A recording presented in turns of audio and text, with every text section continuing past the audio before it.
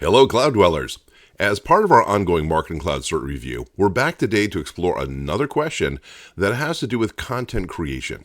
This time, we're exploring when AMPscript should be used for email personalization instead of using dynamic content blocks within Marketing Cloud. Let's check it out. Now, this week's question asks, when should you use AMPscript over dynamic content? In order to answer this question, you probably have to understand what the differences are between AMPscript and dynamic content, so let's take a look at that right now. As we explored in our last video, a dynamic content block is a block that allows us to change based upon who is going to be receiving this content. So for example, if I create a dynamic content block like this one here, what I'm trying to do is I'm trying to share different messages with different audiences based upon who they are and what we know about them. In this case, I'm looking to talk to either people who are already my customers or people who I want to become my customers. And if they're my customer, I can offer them a special savings. As a roller baby customer, come on in. However, there may be instances in which I want to change that message and say, if you're not a customer, you should become a customer. So I'm going to listen by looking at their data to see whether they're currently a customer or not, and I'm going to change this message accordingly. And the way we do this is we look at the data that's associated with this record, and we will reflect on that data. Now, this works just fine in a lot of cases. However, there are also other opportunities where things get much more complicated. For example, in this email, it looks like a bunch of word salad happening down here, and this is all AMPscript. But the purpose of this AMPscript is to take the level of personalization even deeper. But what AMPscript allows us to do is not only work off local data sources, but also external data sources. So for example, if I come in and preview and test this, what it does is it starts to look at a number of different things. First of all, this code says, hey, what season is it currently where you are? And it says, all right, well, it turns out it's spring where you are, so I want to make sure that we put a phrase in here that says spring in a spring.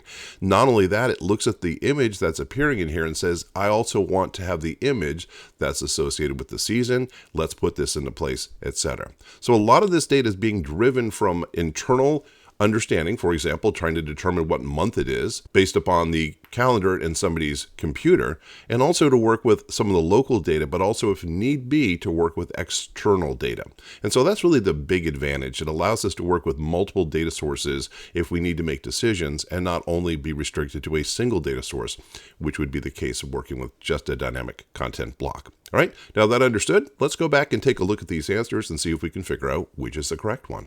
So our first answer is asking, why should we use AMPscript over dynamic content? It says when you're building a template header. Well, that's not really exactly what we do in Content Builder. A template header is something that's taken care of in HTML, and actually in Marketing Cloud, it's taken care of in the background. It's part of the admin setup that we do to make sure that all of the emails we send out have the same information on them, including the template header. So you know what? Yeah, not an answer for us. B is offering when personalization depends on multiple conditions or external data. Well, that sounds an awful lot like what we just spoke about. So I think we're going to hold on to that one. Let's take a look at C. It says when the email is static. Well, static basically means it's unchanging. Everyone's going to get the same exact email.